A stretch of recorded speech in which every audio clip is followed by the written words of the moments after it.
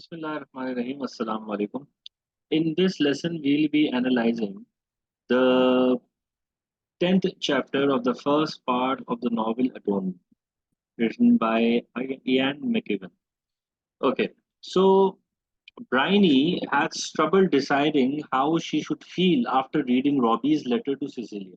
She is convinced that the contradictions she sees in the scenario have ushered her into an adult emotion, a consciousness that would improve her writing because until now, as a person of her age, it would have been difficult for her to imagine the adult emotion and now she has been introduced to one of it, so if she feels that it might help her in improving her writing. And Robbie's letter has introduced an element of threat, and Bryony is confident that Cecilia will need her protection. Danike, uh, uh, Bryony is not thinking about Robbie's letter as a romantic one, rather, she is considering it as a threat which is faced by Cecilia. And as until now she has done, is trying to take control of the situation. She's trying to become the guardian of Cecilia. And she started thinking that she is the one who's going to be acting as a savior for Cecilia. So, in one manner, she thinks that she has been introduced to adult emotions, which might help her in improving her writing. The other one is that she thinks that she has been introduced to an element of threat, and she now feels confident that Cecilia will need her protection and her help in combating and fighting and battling out against Robbie's dark and male impulses. Okay, so in one way she thinks that she understood the adult emotions, but on the other thing she's completely taking it in an opposite manner. Yet again, Bryony sees the interaction between Cecilia and Robbie in terms that are centered on herself as an experience that both will make her mature, it might improve her writing, and then she demands that she become a hero. So she has taken that letter and she's perceiving that letter with herself being a center of that letter, of that situation. Therefore she wants to become a maturer person out of this experience. She wants to improve her writing out of this situation, and she wants to become a hero out of this situation, which happens to be her way of thinking as far as her novels or writing was also concerned. So Bryony crafts a narrative in which Robbie is a one-dimensional villain simply because this narrative aligns with a limited, immature view of the world. The themes over here would be perspective, guilt, which we're going to find out later because this is a build up to an action which will make her regret throughout her life. It's going to lose her, she's going to lose her innocence, lost innocence, and she's going to be using the literature for that. Okay, then as she prepares for dinner, Bryony tries to write about the interaction she witnessed between Cecilia and Robbie. Though her aim is not to be judgment only at this moment, she finds that she could never forgive Robbie for his disgusting mind. So she thinks she aims that she won't be judgmental, but by thinking this, she is actually becoming judgmental because she is conceiving Robbie's mind as a disgusting one, and she's thinking that she's never going to forgive Robbie for his disgusting mind. She's torn because she's torn about whether she should write an ordinary diary entry or a more creative piece out of it.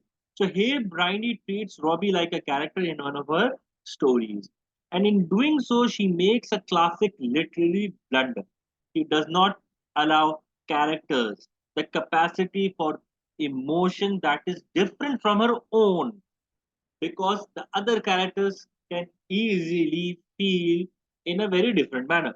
So Robbie's mind is disgusting because Bryony's perspective is too narrow for her to imagine that his letter could be anything but disgusting. So the themes would be perspective, guilt, lost innocence, and stories and literature, which are all self-explanatory. And if you do not understand any one of them, you can feel free to ask. Okay, now Lola comes by Bryony's room. Here we see a, not a twist, but one of the many important actions taking place in the play. Lola comes by Bryony's room and she sits on Bryony's bed. She is covered in scratches. And then she explains that her younger brothers have been torturing her all evening. But we all know, because everything has been foreshadowed to us, that this is not the case. Lola begins to cry, and Bryony starts to feel more sympathy towards her. Lola's moment of weakness makes Bryony feel more powerful, and Bryony comforts her older cousin happily, trying to take on an air of wisdom. She is the person in charge. So Bryony uses this situation to treat Lola like the delicate nettles that she trashed a few chapters before. She gains satisfaction and confidence in her own power from seeing Lola's weakness and vulnerability. Later, it will come to be unclear whether Lola is being honest here, whether the scratching comes from her brothers or from Paul's sexual aggression. It is ironic that Bryony had set herself up to be a hero by protecting her sister when Lola really does need protection and no one. Not Bryony, not Emily. Nobody even notices. So when Bryony was thinking that it was Cecilia, her sister, who needed protection, who was the one actually in help of protection, in need of protection? It was Lola, but nobody even notices.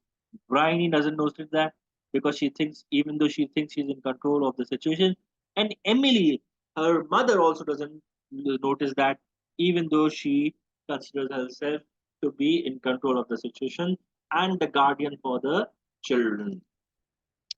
Okay, the themes would be perspective and stories and literature.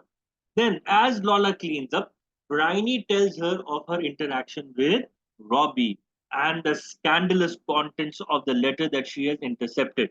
Lola calls, even though, and there is one thing to notice, that she did not intercept that. She was given the letter.